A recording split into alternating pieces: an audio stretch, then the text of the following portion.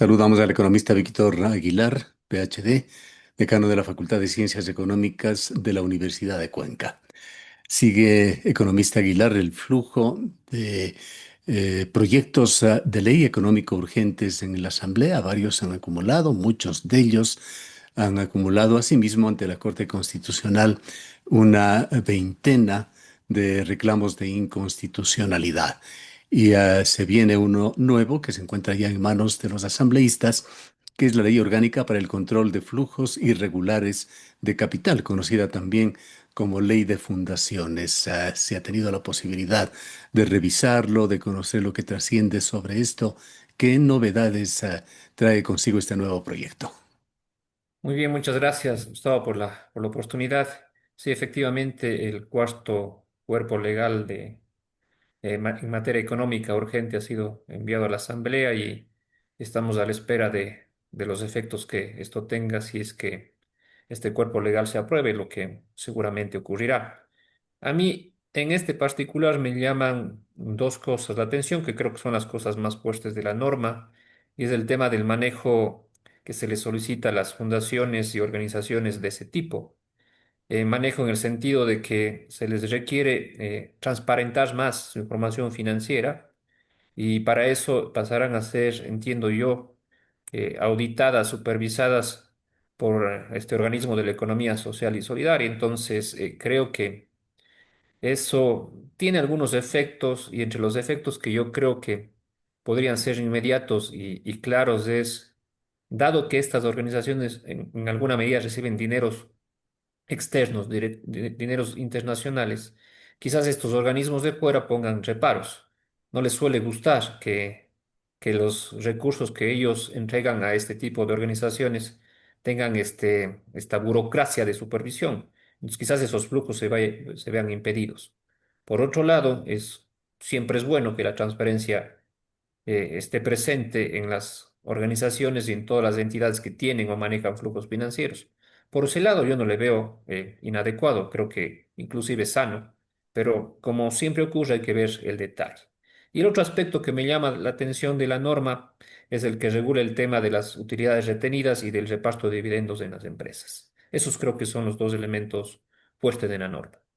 Hay preocupación en el ámbito de las fundaciones, de las ONGs, porque esta norma pueda significar también un mayor control político. Muchas de las entidades trabajan en el área social, muchas de alguna manera son también contestatarias en el sentido de que trabajan en áreas delicadas, a veces derechos humanos, puede ser también en temas medio ambiente, naturaleza, que siempre generan polémicas y tensiones con el poder. Sí, efectivamente, así es porque digo que por lo general creo yo que las organizaciones no gubernamentales son eh, contestatarias, son críticas y están trabajando en temas que son altamente sensibles, como usted bien menciona, medio ambiente, educación, salud. Entonces, sí, habría al menos el incentivo inicial de que se piense que más bien tienen un tinte político estas normas para tenerles calladas, controladas y muy supervisadas a este tipo de organizaciones que suelen ser, como bien se ha dicho, contestatarias, críticas y algunas veces quizás la piedra en el zapato para los gobiernos de turno cuando se imponen ante prácticas políticas que no están en el carril que deben estar. Claro que hay esa tentación, claro que es posible, pero entiendo que el gobierno se ha amparado otra vez en lo que las otras normas también tenían significancia o era notable, que era el tema de control de flujos irregulares. Ujú. Que es, digamos, el argumento fundamental del Así es. gobierno, regular el financiamiento de fundaciones, ONG, organizaciones sin fines de lucro. Se sugiere estos flujos irregulares. Podrán haber casos y casos, imaginamos. Sí, seguramente hay otra vez este caer nuestro en que paguen justos por pecadores. Claro, No, hablan de lavado de dinero, de minería sí, ilegal, de desestabilización del Estado. sí, y yo no sé, hubiese sido bueno que se tenga información sobre quizás un aproximado sobre la cantidad de dinero que llegan a manejar las fundaciones o las organizaciones no gubernamentales en el país como para tenerse una idea de que podría haber esa posibilidad de lavado de dinero. Si son cantidades poco significativas, creo que no era necesaria la norma, pero si estamos hablando de cantidades importantes, notables, quizás ahí sí vale la pena saber qué es lo que está ocurriendo.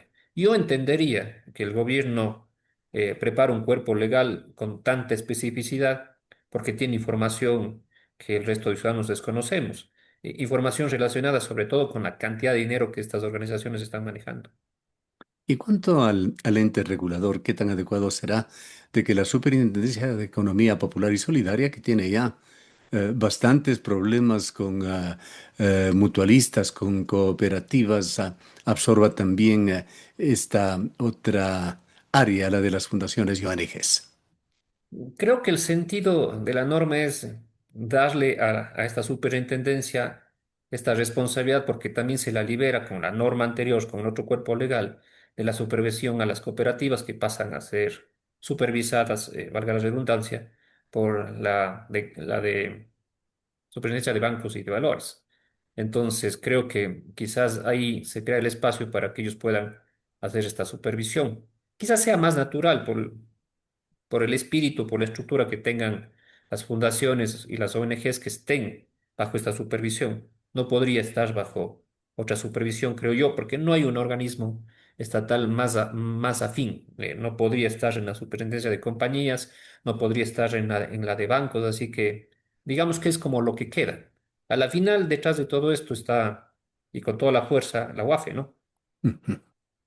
Y quedándonos justamente en esta misma ley orgánica para el control de flujos irregulares de capitales, bien vale la pena elaborar un poquito más sobre este tema de las utilidades retenidas. Las utilidades en Ecuador es lo que persigue toda empresa productiva, es objeto de retenciones, es objeto aquí en Ecuador de una porción que tiene que entregarse a los trabajadores, etcétera, etcétera. ¿Cómo se complica con esta nueva norma de utilidades retenidas por parte del gobierno? Y también le agradeceríamos una explicación sobre esa parte de la reforma tributaria con un impuesto del 12% sobre dividendos distribuidos por sociedades, tema que el gobierno dice que no está imponiendo, sino más bien reduciéndolo del orden, me parece, de un 14,5%.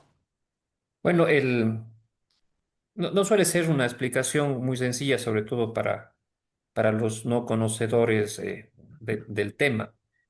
Las utilidades que obtiene una empresa tienen dos posibilidades al final de un año fiscal.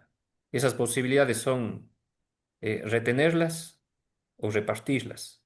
Cuando se reparten, se convierten en dividendo para el que es accionista, para aquel que tiene una participación dentro de la empresa. También es posible una combinación entre el reparto y la retención. El tema aquí es que el dividendo ya venía siendo sujeto desde hace algunos años del impuesto a la renta. Aquel que recibía el dividendo tenía que pagar un impuesto por ese ingreso. Pero tal como está la norma, eso implica una doble imposición. Ujú. Y es una doble imposición porque el dueño de esa participación ya tuvo que pagar como dueño de la empresa el 25% del impuesto a la renta. Claro, las utilidades es lo que queda justamente ya después de Claro, sanear la situación, por decirlo así, exacto. pagando los Exacto. impuestos. 15% de trabajadores, impuesto a la renta, lo que queda es la utilidad a repartir en forma de dividendo y sobre ese Ujú. dividendo, otra vez el dueño de la empresa paga un impuesto. Es por eso que aquí hay un juego, un ejercicio de doble imposición. Lo que ocurre con esta norma es que se fija en un 12% ese impuesto a los dividendos y me parece que inclusive para aquellos accionistas externos, es decir, fuera del país y que tienen, no sé cómo lo vayan a aprobar, pero recursos en paraísos fiscales, además se les cargaría 2 puntos más, es decir, el 14%. Claro, el gobierno dice esto ya venía pasando. Sí, efectivamente ya venía pasando. Ya ha habido desde hace algunos años doble imposición, pero ahora se ponen estos ajustes, estos detalles que implican, yo creo, implicarían de alguna manera un poco más de recaudación para el Estado. Pero quizás el problema en la norma no está en el impuesto al dividendo, sino en el impuesto a las utilidades retenidas que no son repartidas. Yo veo que ahí hay serios problemas e inicialmente yo creería que no es una buena idea. Y no es una buena idea porque lo que hace el negocio al retener utilidades es tener la posibilidad de tener un flujo que es libre de costo, porque ya no le cuesta nada. Hay un costo de oportunidad, por supuesto, pero en términos más efectivos es un flujo libre de costo que la empresa puede disponer cuando lo desee y hacer reinversiones.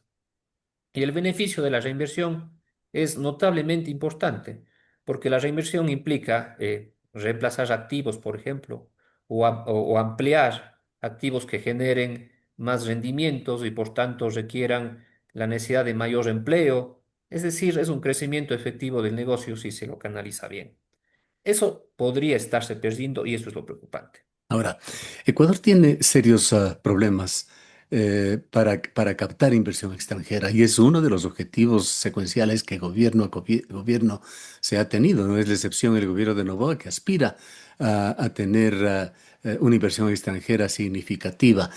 ¿Cómo influyen todos estos temas que van sumando una cantidad de impuestos, muchos de ellos dispersos, algunos de ellos objeto de ofertas de campaña de que desaparecerán, como el impuesto a la salida de divisas, etcétera, en lo que se denomina como presión tributaria para el país? ¿Cómo se encuentra Ecuador?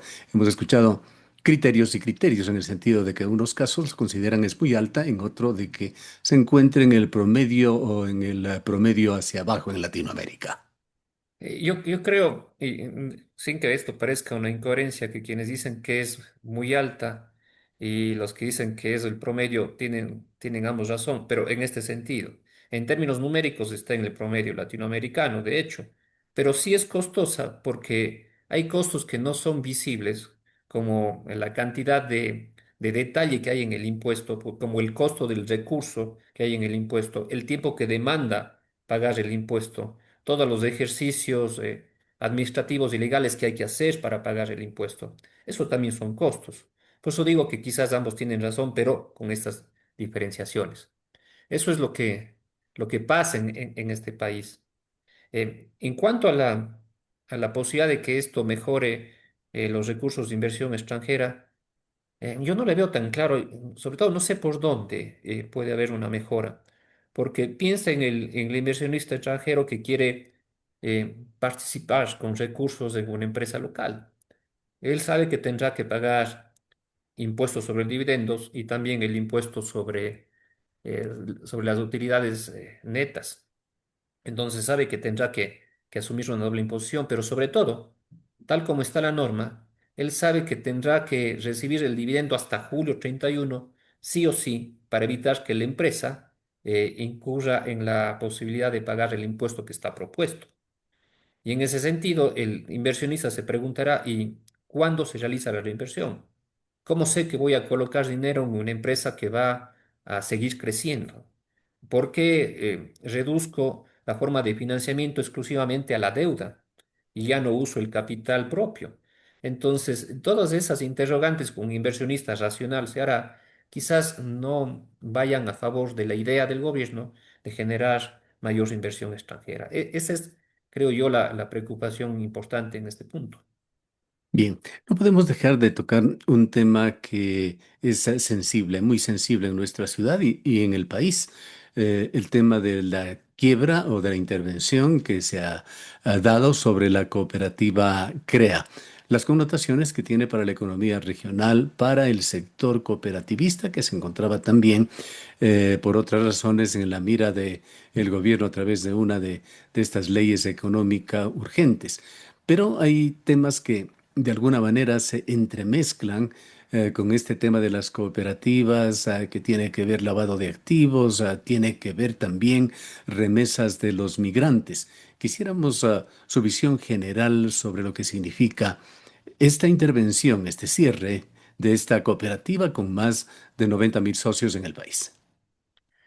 Estos cierres de cooperativas no son más comunes de lo que uno cree, no son tan infrecuentes, me refiero. Hace solo algunos meses se cerró una cooperativa en el centro del país, me parece que en la provincia del Tungurahua y ahora una aquí en el Azuay.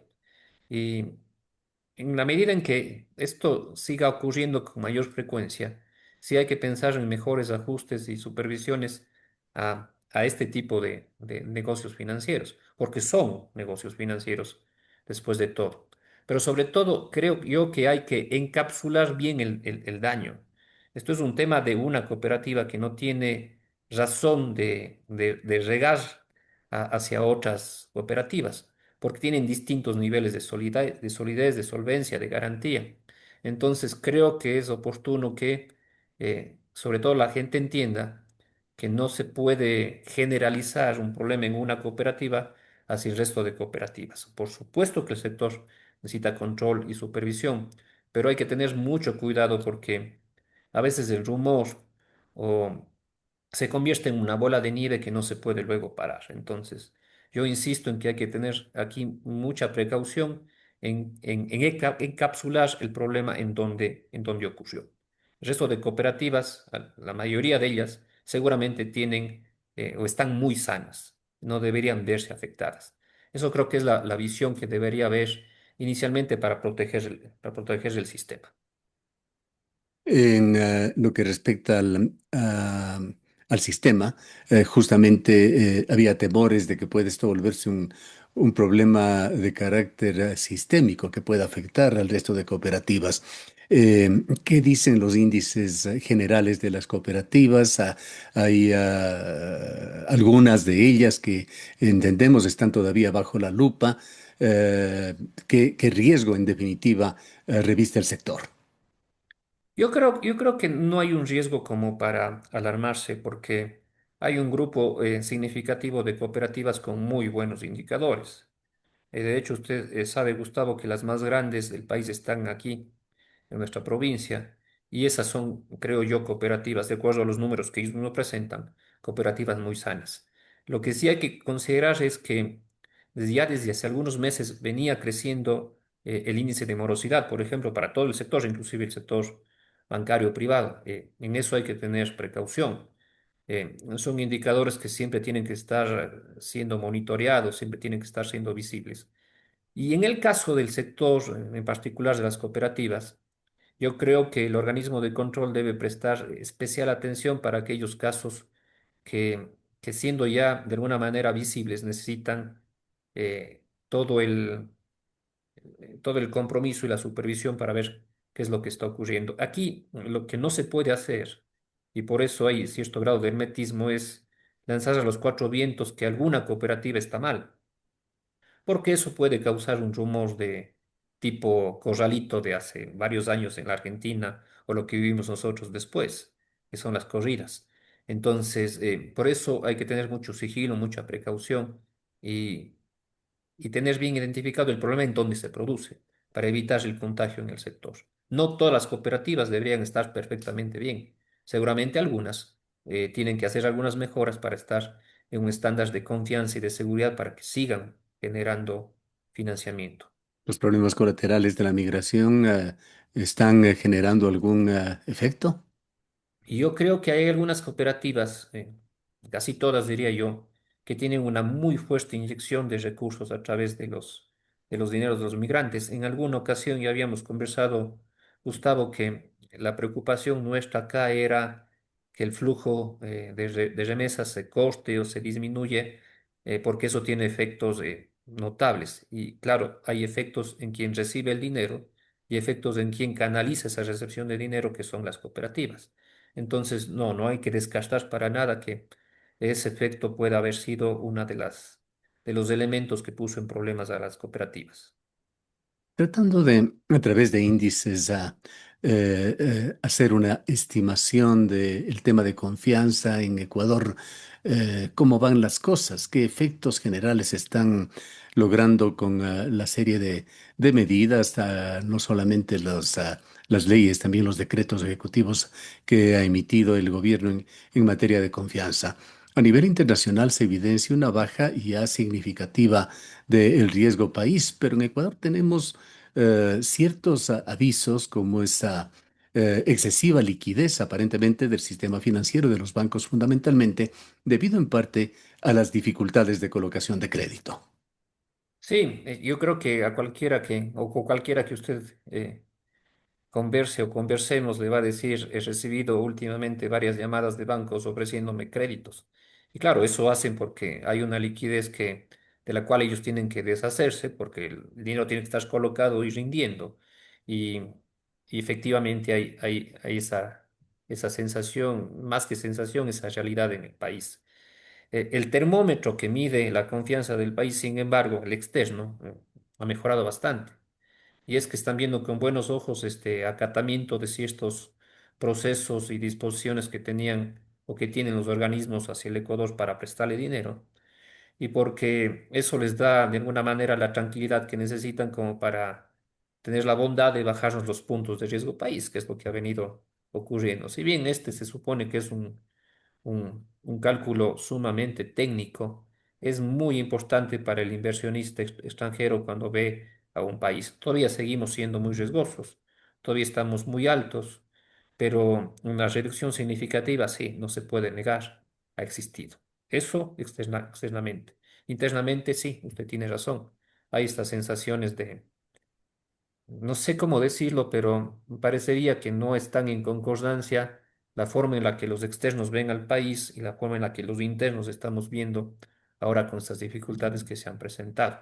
Sobre todo en cosas que al externo creo yo que no le importan mucho, más bien ve con buenos ojos como esta reducción o este intento de reducción del tamaño del aparato estatal. Ujú. Que se dice podría ahorrar unos 140 millones anuales, si es que no se trata de un reemplazo de recursos humanos, como por allí también se ha sugerido. Pero adicionalmente a esto hay un compromiso con la sostenibilidad fiscal. Se ha dicho que el gobierno se habría comprometido a un ajuste adicional de 1.300 a 1.400 millones de dólares en este año. Sí, va a tener que cumplir los deberes y claro, cuando se cumplen ese tipo de tareas, siempre hay quienes ganan y siempre hay quienes pierden. En el caso de esta reducción significativa de gente que tenía empleo público, es justamente para poder ahorrar recursos. Una cosa es lo que se hizo y otra es cómo se hizo. Claro, los que hemos venido estudiando esto o conversando inicialmente entre colegas, nos llama la atención de la forma, porque quizás lo adecuado hubiese sido hacerlo de una forma técnica, y hacerlo de una forma técnica significa yo voy a reducir el Estado, pero bajo estos lineamientos. Tengo que observar qué procedimientos tiene, qué procesos existen. ¿Son procesos descriptivos o son procesos ya optimizados? Debió haber habido un ejercicio de generar procesos en todas las instancias del Estado que sean prescriptivos, es decir, que se sepa quién tiene que hacer, cuándo tiene que hacer y cómo tiene que hacer cada uno de esos procesos en el Estado. Quizás eso no se hizo. Solo con ese dimensionamiento uno puede decir de una forma garantizada, esta subsecretaría, este ministerio, tiene un saldo de tantos empleados que deberían dar un paso al costado. Pero no creo que se hizo así. Eso significa mucho trabajo. Estoy casi seguro que no se hizo así porque fue muy poco tiempo. Y en la contraparte, en el ámbito más sensible del país, en las expectativas que se generaron con este nuevo gobierno, es deseable que se vayan cumpliendo con todos estos retos estructurales, pero se muestren también mejores figuras de oportunidades y empleo para los ecuatorianos. Yo creo que la gente que consignó el voto por este gobierno sabía que este iba a ser el camino. Y yo creo que están conscientes y no hay nadie debería quejarse si es que fue un votante. Pero sobre todo lo que creo que hay que analizar más son las formas, cómo se están haciendo. Parece que todo está muy atropellado, sin un espacio para el análisis y sin incluso, como dije hace un momento, sin aplicar la técnica para la toma de decisiones. Hay que dimensionar bien, hay que analizar los efectos, hay que garantizar que las decisiones que uno tome sean efectivamente las que lleven a buen puerto. Por ejemplo, lo que usted dijo, pueden salir miles de empleados públicos, pero si a la vuelta de la esquina van a ser reemplazados por esa misma cantidad o más, no hay ningún efecto. no hay ningún ahorro de recursos. Simplemente es más de lo mismo con otro tipo de nombres. Bien, queremos agradecerle mucho por haber estado con nosotros. Siempre un gusto, Gustavo. Declaraciones del economista Víctor Aguilar, es el decano de la Facultad de Ciencias Económicas de la Universidad de Cuenca.